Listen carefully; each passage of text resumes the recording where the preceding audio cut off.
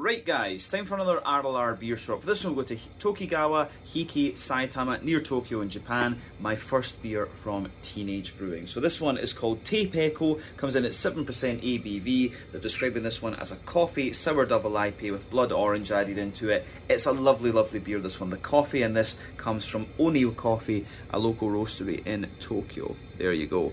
So yeah, very, very interesting beer, this one. It pours this lovely kind of bright mixed tropical fruit juice colour. There was no head on it when it came out, and the aroma was really focusing on the coffee bean for me, but it took a little bit of time for some of the other stuff to come out of it. But the coffee bean was very much like a lovely earthy and aromatic sort of roast. But let's focus on the flavour of this beer. So backbone of this beer, lovely, slightly toasty brown bready bread crust in there. You get a little bit of wood further forward on the palate, some Jacob's cream cracker above that. Then there's a layer of like wholemeal brown bread, a fluffier white bready layer on top of that, although with the white bready character it feels like the coffee beans kind of infused into that a little bit. You get the more dense wheaty white bready layer on top of that. Then down the middle line of your palate you've got a lovely little touch of oaty creaminess there, and that does get a little bit drier out toward the edges of the palate. In the dead centre of your tongue there's a little bit of Werther's original butter candy, butterscotchy sort of note, and that is of course the boozy side of the beer. Further back on the palate, of course, you start to get more and more of the coffee. The coffee in this one, as I say, very, very smooth but nice and earthy, and a little bit aromatic the more you go into the aftertaste. And for me, the yeasty side of this beer, it's got a little bit of almost like rye bready type character at its core, wholemeal brown bread a little bit further out, and then yeah, a little bit more of a kind of brown bready bread crust. And those bready notes do linger into the aftertaste as well on the coffee side of things.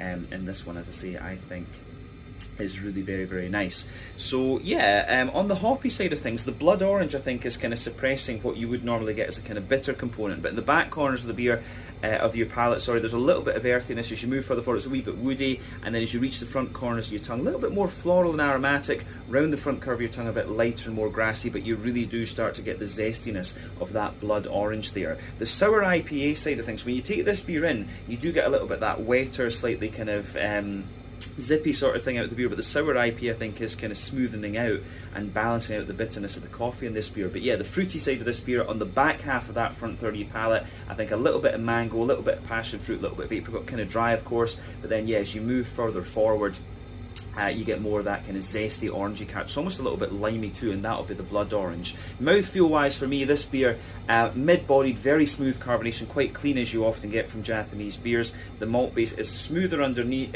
drier underneath, smoother in the middle, a little bit roasty further back, and then yeah, you get that little bit of sweetness out of it. IBU I think is maybe about 40ish, but not too much hop, mostly coffee, then a lovely juicy fruity character and quite zesty. So yeah, Tape Echo from Teenage Brewing in